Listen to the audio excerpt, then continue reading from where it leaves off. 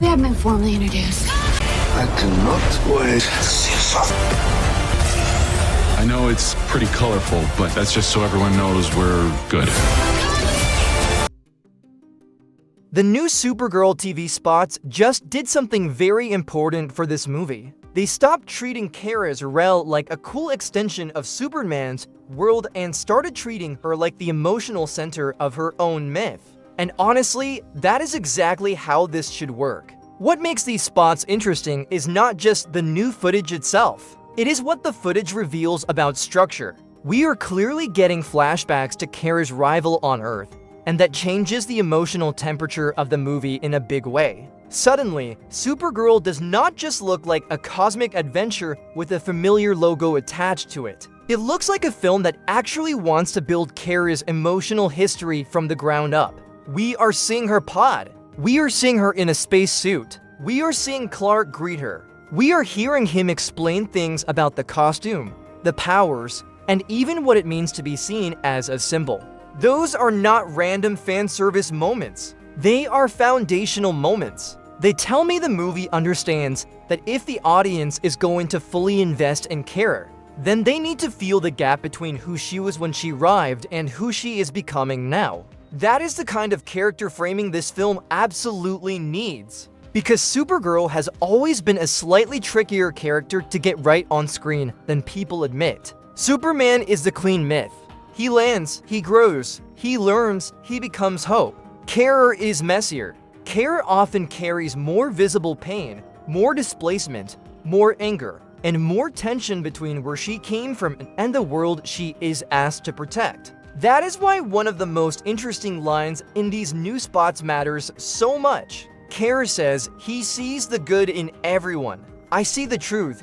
That is not just a cool line. That is a mission statement. It tells us this movie is not interested in making her a female copy of Clark. It wants her to be a harsher, sharper, more emotionally complicated contrast to him. And that is exactly where the best version of Supergirl lies. The smartest thing DC seems to be doing here is letting Superman function as a mirror instead of a crutch. Clark greeting Kara when she arrives, helping her understand her powers, and giving her the suit are all the kinds of scenes fans want to see. But the real value of those scenes is not nostalgia or crossover excitement. It is definition through contrast. Clark explaining that the bright colors are there so people know we're good tells us everything about how he sees heroism. Kara's response to the world around her tells us she does not process that same mission in the same way. He is idealistic almost by instinct. She sounds more skeptical, more wounded,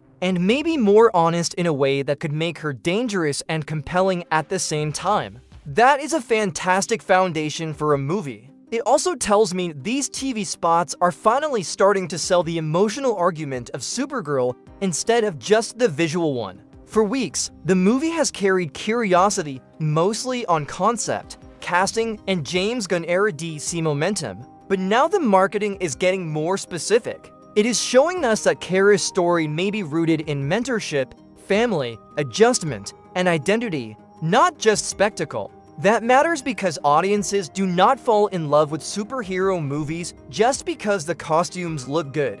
They fall in love when the powers reveal character. Clark telling Kara that her powers are only just beginning to kick in is not just exposition. It is a reminder that this was once a relationship built around learning, guidance, and survival. That history gives the movie something sturdier than a generic save-the-world framework. And it gives David Corenswet Superman a much more valuable role in the larger DCU.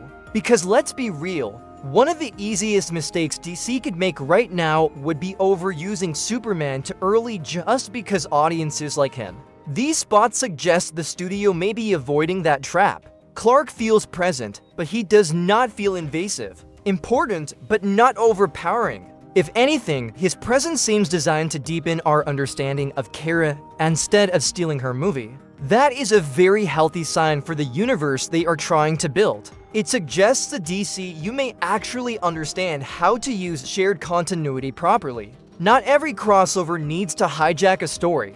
Sometimes the best use of a major hero is to reveal something about someone else. And that is what seems to be happening here. The Krypton language detail is another strong signal. If the film really does spend time on Kara's earliest days on Earth and her communication with Kal-El in their shared language, then Supergirl may end up feeling more rooted in loss and memory than a lot of viewers are expecting. That could be one of the film's secret weapons. Clark grew up in Kansas. Kara remembers Krypton. That difference is enormous. It changes how they speak, how they grieve, and how they define home. A movie that actually leans into that difference has the chance to make Kara feel emotionally distinct in a way previous live-action interpretations only touched in fragments. And if DC is smart, they will keep leaning into it. The Ruthye exchange in the new footage also opens another interesting door. If Ruthye already knows Superman by reputation, then this film may be reinforcing the idea that Clark's heroic image is not just Earth famous. It may already be spreading across a much larger cosmic map. That makes the DCU feel bigger, and it also raises the stakes for Kara's identity. Living in the shadow of Superman on Earth is one thing. Living in the shadow of a myth that may already echo across worlds is something else entirely. That is the kind of pressure that can shape a fascinating protagonist, especially one whose whole energy seems less polished and more emotionally raw. And that rawness may end up being the movie's biggest advantage, because the superhero genre is crowded with polished icons. What audiences still respond to, though, are heroes who feel like they are fighting to define themselves, not just performing a role they already understand. These new spots make Supergirl look less like a standard brand expansion and more like a movie about a powerful person trying to decide what kind of symbol she is willing to become. Clark may already have his answer. Kara clearly does not. That tension is where the story gets interesting. That is where the movie stops being Superman's cousin, gets her own film, and starts becoming a real character drama wrapped inside a cosmic blockbuster. And that is the version of this project that could really hit. It also helps that the footage is not trying too hard. These ads are short, but they are saying a lot. They are selling emotion, family, contrast, and mythology without over-explaining plot. That is smart. A movie like this should not reveal every beat in advance. It just needs to give the audience a reason to care beyond brand loyalty.